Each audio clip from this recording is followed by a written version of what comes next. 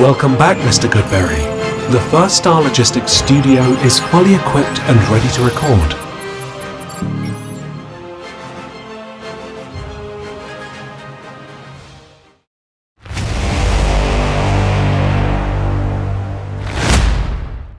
The 2023 season has concluded. The Bengals beat the Browns in Cincinnati to finish the regular season. Felt a lot like a preseason game. Backups on both sides. It got a little weird at the end with, everyone kind of got a little soft in that last 10 minutes or so in the game as the Bengals were up big and really had a good performance, all things considered.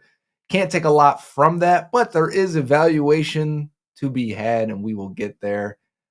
I want to talk about some of the milestones that were achieved. We had a few of them. We talked about setting them up last Friday of what the Bengals were looking to do in this final game. They hit them, especially Joe Mixon. We'll do that first.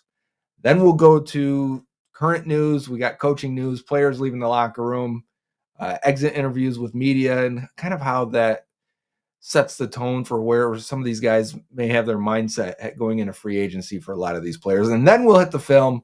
Two players that the Bengals are going to rely on, I think, next year completely. And one guy had a breakout game. One guy maybe had a breakdown game, as a lot of people are down on Dax Hill, but a lot to celebrate with Jordan Battle finishing his rookie campaign. This is Bengals on the Brain. I'm Joe Goodberry. The show is brought to you by First Star Logistics. And I want to take a moment before we get into the Bengals stuff and thank everyone who entered the contest from First Star all season long. Just the amount of stuff they gave away, the unique prizes, the big stuff.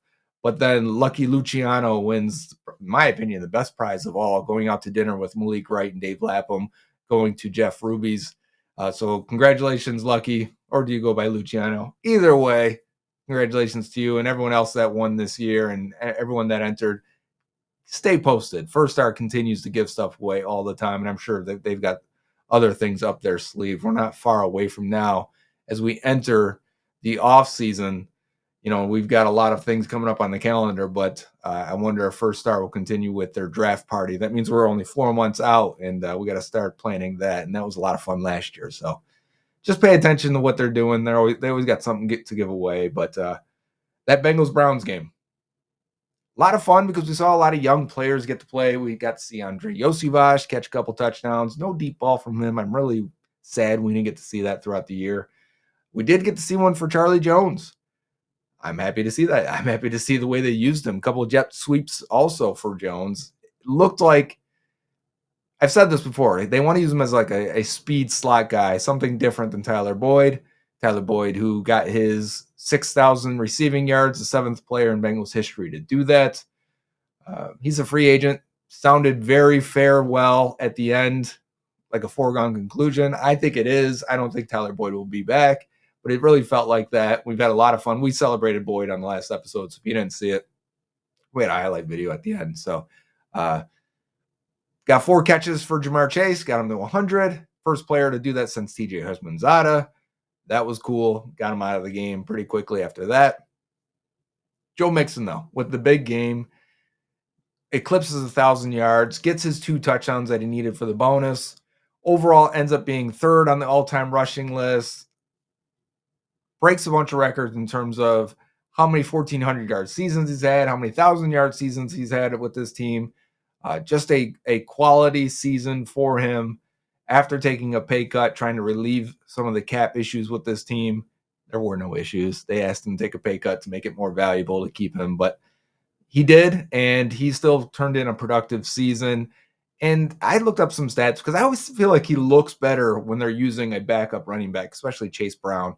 And he averaged 4.7 yards per carry when they gave Chase Brown 5 or more touches in a game, 5 or more carries in a game. And he averaged 3.8 when he was getting no help from anyone else. So I just thought that was interesting that he always seems to look a little more spry when you can have a change of pace guy. And they didn't do that this year. And it was a weird way they handled running back too. And that's going to be something we talk about into the offseason. But with Mixon, though, I don't know if you guys noticed this, but even his post-game walk around the stadium, he was the guy to do the hooday cheer in the crowd in the locker room after the game, talking about the last time and this and that. it feels like this is going to be the last time Joe Mixon's out there. And I think if you ask any insider or analyst, they feel the same way. I think the Bengals are going to move on from Mixon, and maybe they go out there and they wait to find another guy. They've done this plenty of times in the past. They wait to sign another guy or draft another guy, then release Mixon because he is under contract.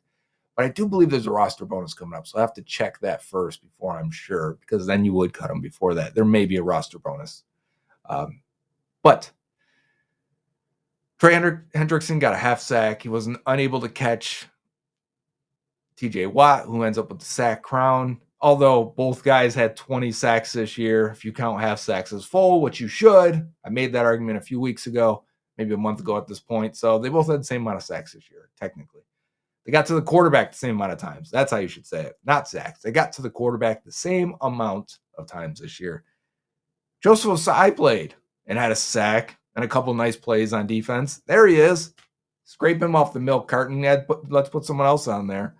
Because we found him. Maybe we can use him next year. That'd be awesome. Linebackers had a really good day. DJ Turner got to play the whole game because Joby Awuzie was out. Turner was up and down. Gave up that big touchdown at the end on the side. But other than that, it was the only catch he gave up. He was really sharp the rest of the way. I thought Turner, we'll have some tape on that because it's not just going to be the safeties that we look at, but it will be some DJ Turner, some Mike Hilton that rotated the safety, some Joseph Osai, and some Miles Murphy gets in there too. I got like a 10-minute cut up of film. But it seemed very like a final goodbye for guys like Tyler Boyd, Joe Mixon. Did not seem that way for T. Higgins. Did not seem that way. He didn't play, by the way. Did not seem that way when Joe Burrow talked, saying they plan on him being here in 24. And I agree. I think he's going to be franchise tagged at the very least. I'm not expecting a long-term deal to be done there. We will see how that goes. Jonah Williams kind of talking like that's it for him. He's going to move on and thankful of his time here. DJ Reader more open to whatever happens, which is interesting because I'd be interested in bringing Reader back as well for a year or two, whatever it may be, to that both sides could agree on if he has to rehab or if he's going to be out for some time. Interesting feelings to end up with a 9-8 record, a winning season, first time in 50-something years. All four teams in the division have a winning record. The Steelers make the playoffs. Like, come on. You know how much that sucks? Because the Bengals, if they would have beaten the Steelers one of those games, the Bengals would be heading to Buffalo for the wild card game. Me living outside of Buffalo, that would have been awesome. I'd have been going there. And in fact, I'm such a Steelers hater, and this is how good my wife is. She said to me the other day, we should go to that game just to root against the Steelers, just to watch them lose in the playoffs. And I'm like, I look at her, you don't have to twist my arm. We should. But I'm like, it's your birthday on Sunday. What are you going to do? And she's like, we could go. That's how good she is. So shout out to my wife for always being supportive and fun and enjoying that stuff. But yeah, that's how big of a Steelers hater we are. Go Bills, go Texans against the Browns, Dolphins against the Chiefs, right? Clear cut for the AFC this week for us for cheering reasons. Speaking of, though, around the league, this is when we get to the news. Trey Brown, the Bengals senior personnel executive, who was former with the Patriots. So he's been in the Super Bowls with the Bengals, with the Patriots. He was requested to be interviewed for the GM job of I almost called them Oakland, the Las Vegas Raiders. This is significant for two reasons. One, from people I know, they really like Trey Brown, and they feel he is a big reason why they've been able to acquire good talent recently. So shout out to Trey Brown. If you've never heard of him, he's been with the Bengals for a few years now and helps make personnel decisions. That's what the job entails. But that means free agents and draft prospects. So the other significant, and probably maybe even more significant, because you really can't control what other teams hire and what they don't. Part of the NFL's minority hiring program and incentive program is that if he does get hired, the Bengals will receive 2 third-round picks, one this year and one next year. So that would be significant. That would be awesome for everyone involved, right? But to get those extra third-round picks could be a big boost to the Bengals. Other teams have taken advantage of this and benefited from this recently. So that'd be cool. The other news, and maybe potentially bigger news, Zach Taylor said he does not expect any coaching changes on this staff. unless somebody gets a promotion or a job elsewhere. And the Panthers requested permission to interview offensive coordinator Brian Callahan. They also requested to interview a bunch of people. So there's a lot of other people on there, and like the Ravens offensive and defensive coordinator. So it's a process still. We'll probably hear about this all for the next few weeks as teams look for a list of candidates to interview. The interesting one to me is more Trey Brown and see how that develops, how that shakes up their front office, number one. And if they can recoup a couple third round picks for that, that would be fun at least. We'll see how it goes. If he's such a big influence in drafting and free agent signing, could hurt them that way. That's the news for now. We're going to jump into the tape. Jordan Battle, Dax Hill, main focus. We got some other young guys on defense I want to point out and highlight.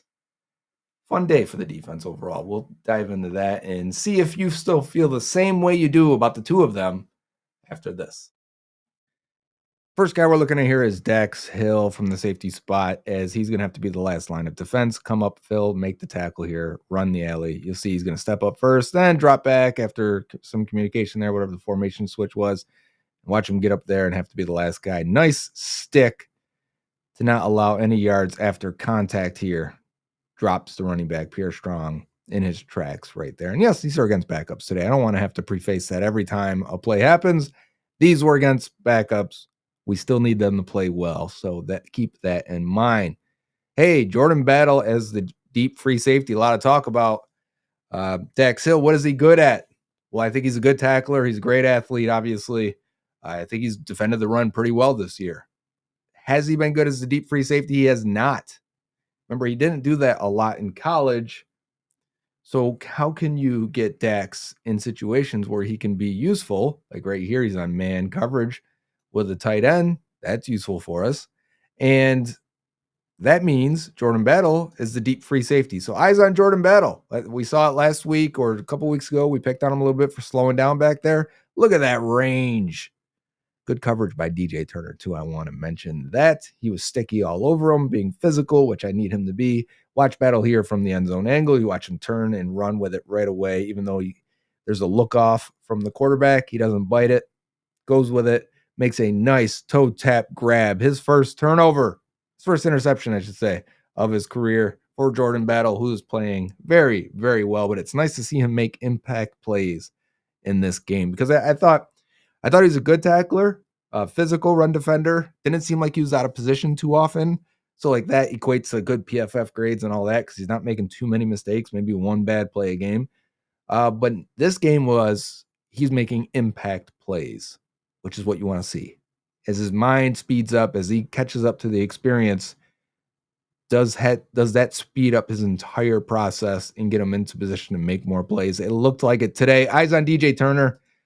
As we have, I want to say it's a slant. I'm trying to remember now, but an inside breaking route. It is a slant, and he is all over him. Physical at the catch point, gets the ball tipped into the air. It's what I want to see. Eyes back on Dax Hill here. I believe it's the third down. He's in man coverage with the tight end. That's where the quarterback's looking. That's where he wants to go. Nice catch technique there by Hill and then sticking in the hip pocket. This results in a sack. If you want to see up front what happened, I've got a reverse here. As you can see, Hendrickson gets around, and then B.J. Hill comes and cleans it up. That was a split half sack between the two, B.J. Hill and Trey Hendrickson. Got to run here. Dax Hill comes in. Man, Pierre Strong took a beating. Pierre Strong took a beating in this game. We had the first play where Dax hits him pretty good, stops him in his tracks. And now you've got Mike Hilton, who played fantastic and just really finished another very, very strong season. One of my favorite players to watch, not just for the Bengals, but in the entire league. He's going to wrap up Pierre Strong, and Dax Hill's going to come in full speed pretty much here. Helmet to helmet, yeah, but I think he's going in for that tackle. That's probably why they didn't call it, and because they're inept, the refs, that is. Jordan Battle, eyes to the right here. We get a play action and then a screen pass. And you'll see the quarterback wants to throw this screen. Shout out to Battle as he comes across. Because at first he bites in. Is this going this way? Nope. Let me come back around. Let me go get this tight end. And Miles Murphy as well. As they're going to release you. If you just run at the quarterback, he's going to throw it over your head and get it to the tight end. But Miles Murphy's going to stop in his tracks and get into the throwing lane. So you cannot complete this pass. That's your first and third round pick on defense. Defense has been crap this year. But when young guys are making plays like that for the veterans like Sam Hubbard to clean up the sacks, that is a good thing. Back on Dax Hill here, number 23. We've got a run. And he's got to fight off this stiff arm attempt. So if you ever see a tackle like this and wonder what it looks like if you never really played, when you get a guy that's going to bounce out and then reach out his arm right there, you kind of have to knock that stiff arm down first, and then you can go in and make a tackle. And what happens a lot of times is while you're matching that running back speed, if he sticks that stiff arm out, well, you're going to end up behind him. That's what's going to happen with Dax here. So you have to be a good athlete and then be a wrap-up tackler. So you watch Dax here, stays with it, gets underneath, trips him up. You see the sidelines reaction. Coaches are happy. Hubbard, Joseph Ossia, they're all in on it. They think that they also agree that this is a good play to knock that hand down and then still finish it. I mean, it still ends up being, he's still 10 yards away from that first down marker. So we got a Mike Hilton play here. Another one. I could have had 10 Mike Hilton plays. But he's pretty much in the deep safety position here, not the single high safety. This is almost like, I want to say, a quarters kind of cover two mix, because he is going to the middle of the field. So I don't know if it's cover two or quarters. Either way, doesn't matter. What I like here is more of his fluidity, his intelligence, and his performance on this play. They're going to try and go deep on him, and he's going to flip his hips, turn around, locate the ball, full 360, and then play the ball at its highest point. Let's see it one more time in slow motion. Watch how he flips and turns, sees it, and plays it. This is an A-plus play in coverage from Mike Hilton. Normally our A-plus plays on a Mike Hilton are what? Blitzing, setting the edge, tackling in the backfield. He has more tackles for a loss than anyone on this defensive line. That's normally what we get from Mike Hilton. So to get a great coverage play like that, I love it. He had a fantastic day. Back on to Dax Hill, because I think we have a misconception of what he is in a lot of ways. I think he's a box safety, and I think he's always been a box safety. And I think when you put him in the box, he looks really good there. And here we are right here. He's going to walk up into the box, eyes on him. And as the run comes at him, he gets the tackle for a loss. Clicks really fast, closes. I mean, everything fires very fast for Dax Hill. This wide receiver, number 11, is going to try and block him. Remember, we started this year. If you're with me all year, Nick Scott kept getting blown up by this guy. He'd go in. Nick Scott had zero awareness and would get blown up by this guy. And Dax never really has to, he can see him out of his peripherals. He never looks at him. He can feel him and watch him dip underneath the block of the receiver as he's coming in. Right there. Dips under, then fills the hole, makes a secure tackle. And this is like the first 12 plays of the game. So it's not like I'm just picking out all these good Dax Hill plays so far. We got like 3 tackles out of him. The game started off really, really good for Dax. So now back on Jordan Battle, he's the next guy here that we're going to focus on, as he's dropping back into coverage, has to come up and make a tackle here. And he does. You see a difference when he hits? It's almost like a linebacker when Battle hits. You can see the power in his shoulders. You see like a little shrug, a little reverberation from the power of the two of these. And especially here, like, you've got help coming this way. So you want to stay on this side of the running back by forcing him this way. Make him cut in between you guys, and you'll get help from your linebacker coming from the inside there. But watch the reverberation when they hit. Poof. You see his shoulder pop, right? And he doesn't give up any ground. You get nothing extra out of that. He is a very strong tackler. Now, we have highlighted some misses this year where he doesn't, sometimes he sits, squats, and doesn't finish the play, or doesn't come downhill the fastest as you would like. But when he does make contact, he is a strong dude. Dax Hill is in the slot here, or not slot. Yeah, he is in the slot. He's coming down to cover the tight end. I wouldn't call that the slot, but I mean, you can. So he's covering this guy right here. We've got a bunch set. So you've got to be very careful as the Bengals, because you've got 3 DBs all right here. You don't want them crisscrossing. One guy's going this way, another guy's going this way, another guy's going that way, and it's just going to tie you all up. So you need to be very clear what each one of you are going to do. And if you could see, I didn't clip the end zone angle, but this guy is about there. So that means Dax is on outside shade. He's shaded this way.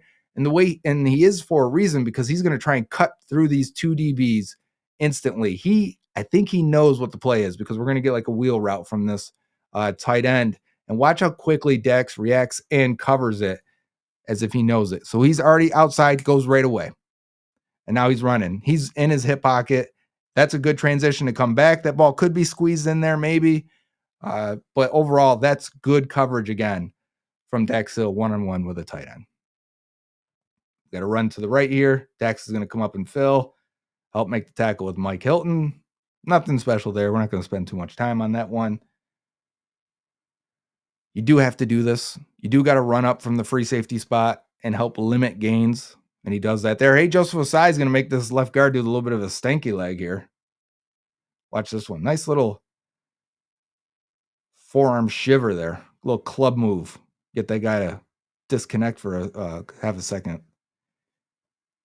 All right, eyes on Battle. He's going to blitz, split the double team. Two blockers coming. Doesn't even affect him. Makes the nice tackle for a loss in the backfield, flexing on them. Jordan Battle. I did say Jordan Battle, right? We're going to watch here as they're going to bring 18 inside, insert him to block, and they're going to pull the – is this the right tackle? Feels like they got an extra lineman here. It's got to be the right tackle. They're going to pull him this way to block Jordan Battle. I don't think they're intentionally trying to double Jordan, and the running back's going to counter and come back and follow through.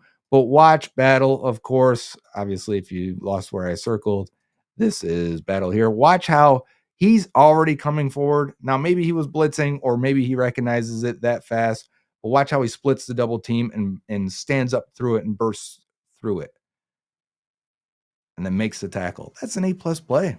Run defending play. Great job, Jordan Battle. Eyes back on Dax Hill. I was wondering how close he was to this tip ball. Not as close as it looked from the sideline angle, that's for sure. TJ Turner's upside, like, that could be his. That's usually where you're at as the corner. Dax maybe bounces inside a little bit too hard there. There's a couple passing windows I think he's trying to maintain himself in with that slant going. So that ball's maybe 2.5 yards away from him, which is more than I think he could get to. At first, I was like, damn, Dax, you got to get to that. But now I'm like, nah, maybe you didn't have to once I saw the film. Our next play here is for Jordan Battle. One of his mistakes of the game here. I want to say he's got to be more aware of 84 here at tight end. His eyes are in the backfield here. We've got a play action going on, and Battle sees it. He's going to try and fill this in and make a play against the run, but it's not. It's a bootleg, and Battle is caught inside hardcore. So now this tight end's leaking out. Good thing Osai gets some pressure, and the tight end sucks. So doesn't end up being a big negative for Battle, but rookie things. Battle's going to blitz, double team he's got to take on. I don't know who thought they were going to stay with Battle, but my God. Way to blitz, take on two offensive linemen, poof, and then fight through it as they both let you go to get the sack. Tremendous play. A little bit of a mistake from the Browns, but you still had to take on a double team, fight through it, and then make the sack. This is a great play.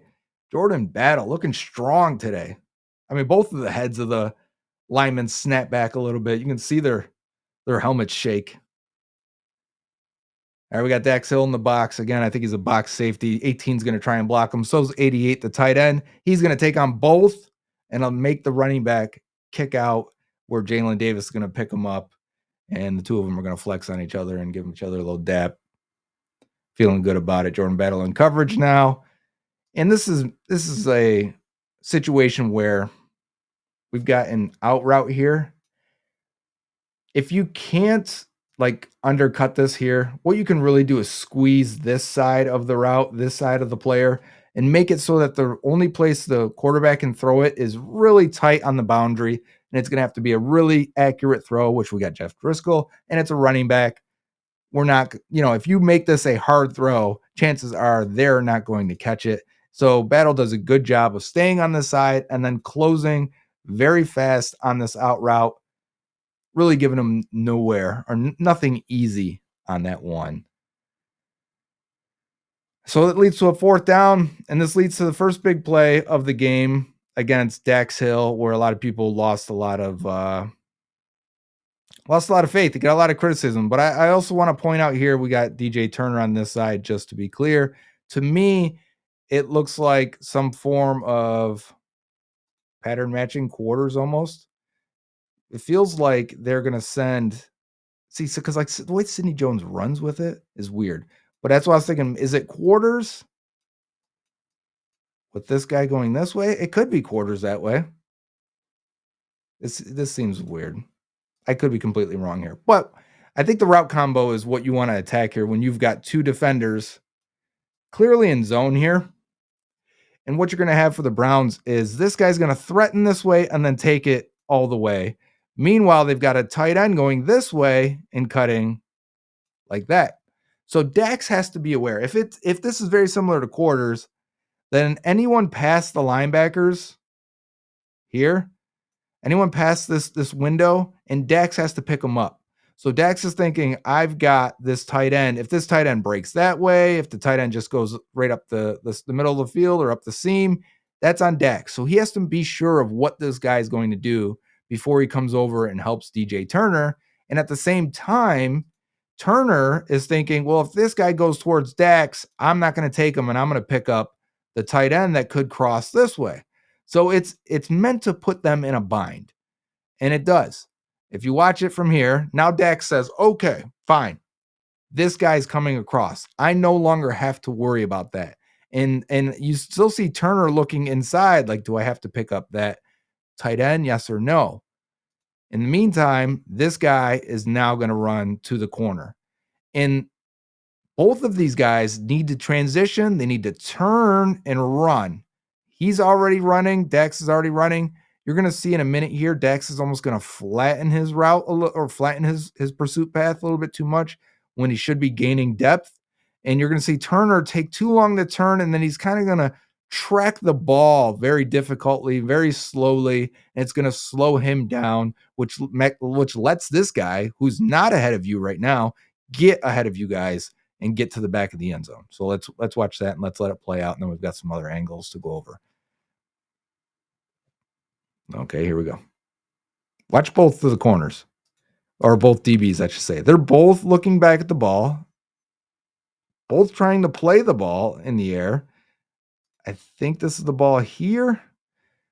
So they're both looking at it. Now this guy's behind you and he's running here. Like, if you're up looking for this, we talked about this during the Charlie Jones missed deep ball versus Minnesota.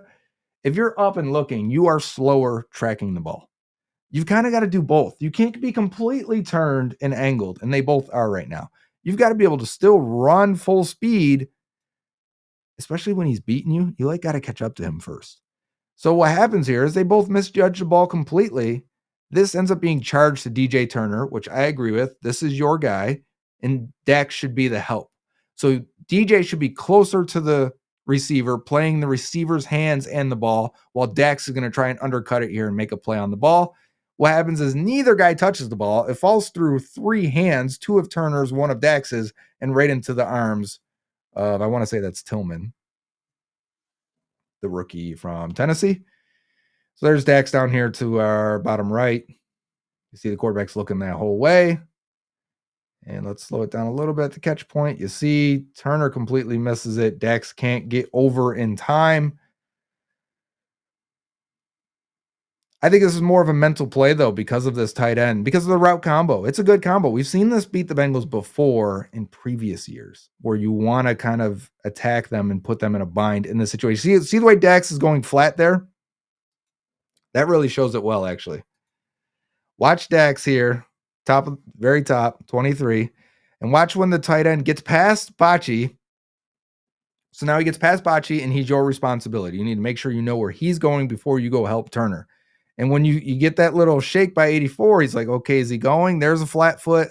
There's another flat foot. Now he's like, okay, the quarterback's climbing in the pocket.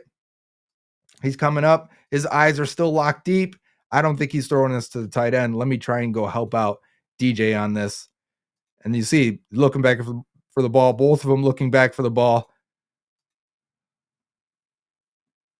I think that's a worse angle and a worse pursuit angle from Turner than it is Dax Hill there. Like for me, if I'm laying blame on an 80-20 Turner over Hill. Eisen Joseph Osai, he had not a sack. He forced that interception that got tipped up to Logan Wilson. We're going to get a quarterback run here or something, maybe a broken play, but he's going to have to take on two guys, set the edge, corral the quarterback, make the tackle. That's a sack for him. That's his first sack of the year. Joseph Osai can still help you, can still play. I still believe. If you're with me, let me know if you still believe in Joseph Osai. Or is he just a bonus player now? He might just be a bonus player by definition. All right, Jordan Battle going to the flats, gets caught up by 84, and then misses the tackle. Not aggressive enough to finish the play. We got to finish. I know this game is over. I know we've won. This is the last drive of the game, but we have to finish. Finish. Be aggressive. Be fast. Don't get caught up in traffic here. Have a little bit more awareness. And even everyone else, DJ Turner, slowed down. Dax Hill, slowed down. They're all kind of just going through the motions. Now, this is the last play. I want to make sure I keep Dax circled here. What this is going to be is a cover two. So we got one guy going here, one guy going here. That's your zone. That's your zone. And these guys are going to bump down here and then turn and run. They really are only going to go about this far. What I want to focus on, though, is Dax trying to get back here as fast as possible, and then Sidney Jones getting to about that spot. So keep your eyes on the top of the screen. You'll see Dax is way up in the box right now. He's trying to hide what he's doing. And then the Browns snap it really fast. So you see Dax right away like, oh, crap, I got to turn and run. Look at his eyes where they are. Right away, he's looking like, all right, is this guy going deep? Because if he does, I am killed here. Because I'm trying to disguise it a little bit too long, and we might get caught here. So the guy is going deep. Sidney Jones, you see how like he's passing him off there. Bad bump. That's not a good bump. You didn't really derail him, so slow him down enough for Dax to get into position. You see Dax is still eyeing that completely. Like, is that what's happening? Do I got to get down there? And the ball's laid up already. We've got a poor pursuit on the catch angle for Sidney Jones and Dax just now. So Dax comes back, and then he goes, I got to get over there. His angle is, I think he's thinking this ball's going to be thrown much deeper. So for him to turn it this way, I think is this ends up being charged to Dax Hill because of this angle, because of this finishing. The ball's right here. Ball's going to be caught by this receiver. Finish him, clear him, run through him. I think the biggest issue here is he never knows where the ball is going to be because of how late he is getting back to his safety spot. He never can see where the ball is in flight. So he's judging based on where the corner and the receiver are running, and they both slow down, especially the receiver. This ball is a little bit underthrown. So I think Dax is thinking, like, as he turns and looks up for it, like, why is he cutting back at the 5-yard line? He doesn't know where the ball is. I mean, it's his issue. It's his fault here. It's his loss. It's his touchdown. But I think a lot of this, if we were assigning blame here, I would say 80-20 Dax, maybe 10% Sidney Jones, 10% whoever made the call and told him to show like he was going to play in the box, right?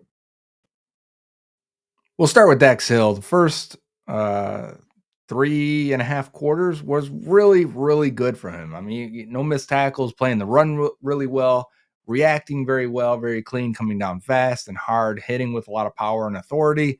That's what you want from a safety. And also playing man coverage against tight ends, which is something that he offers that not a lot of tight ends do. And then you give up those two big plays, and that stinks because that's the theme of the season, right? That on defense is they give up too many explosive plays. I think they're going to want to bring in a veteran free safety, a guy that has more experience doing it because Dax doesn't have a lot of experience. If you include college, Jordan Battle's still the more experienced safety of the two. So it's not a surprise to me that Battle played better earlier in his career. They're about the same age, a couple months apart. I think Dax will still be fine. I think people are way overboard on talking about bust with him. There are enough flashes. Like, you take that first 85% of that game, and someone's going to call him a bust. But because of two plays with DJ Turner, who's a rookie and hasn't been playing very well, and then Sidney Jones, who can't get on the field, was just elevated from the practice squad. And situation of that, too. Again, I don't want to make excuses for the guy. I want him to make plays. I want him to be better than this. I don't want to have to question these because we didn't have these questions with Jesse Bates. Actually, we probably did on a few, people did have issues. Bates did give up 3 touchdowns himself this year. Dax Hill was charged for 3. You look at PFF grades, Dax is going to end up around a 52 overall this year, which is low. It's very low. He had the 14th most deep safety snaps of any safety in the league.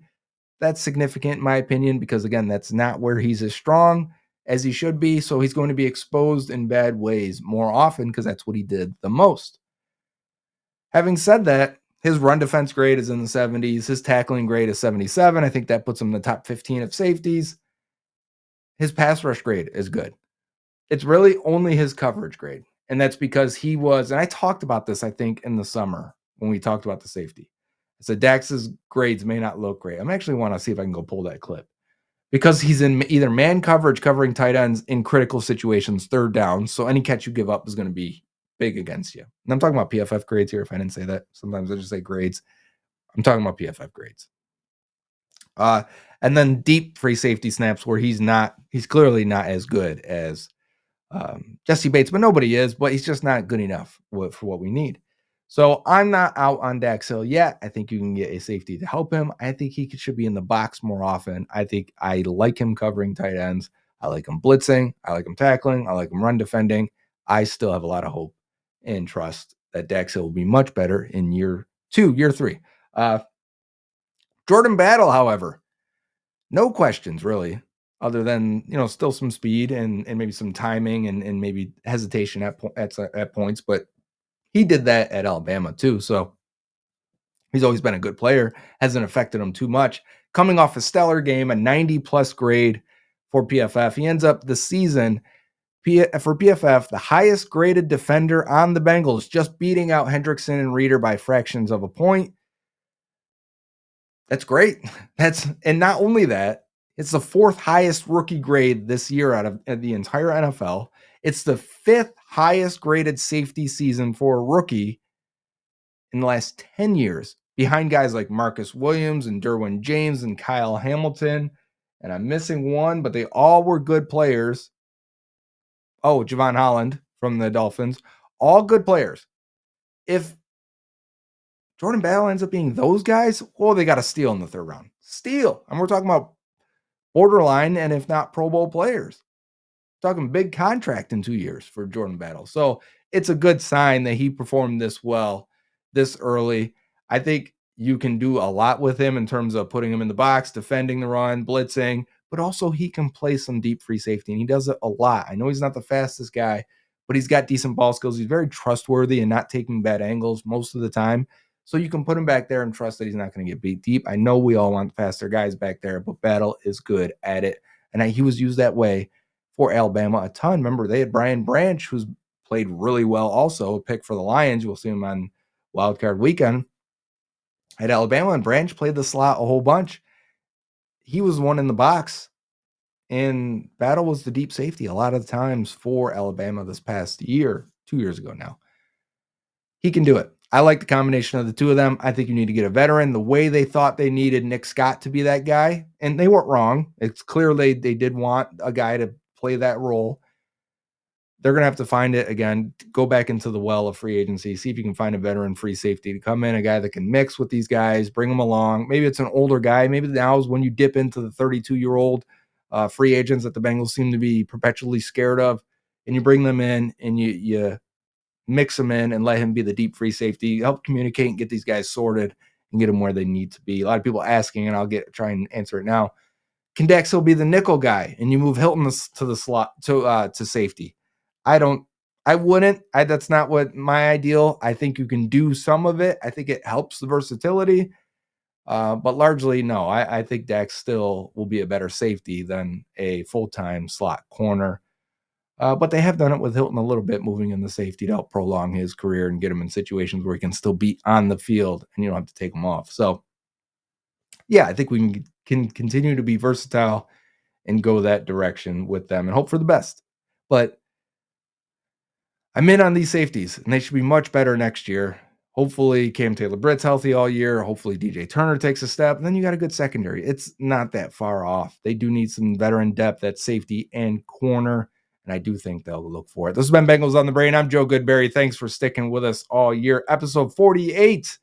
brought to you by First Star Logistics. As always, very proud to have them as my partner. Very happy that you guys have continued to watch. You're with me now for the offseason. In fact, my followers have ticked up on Twitter at Joe Goodberry since the offseason started.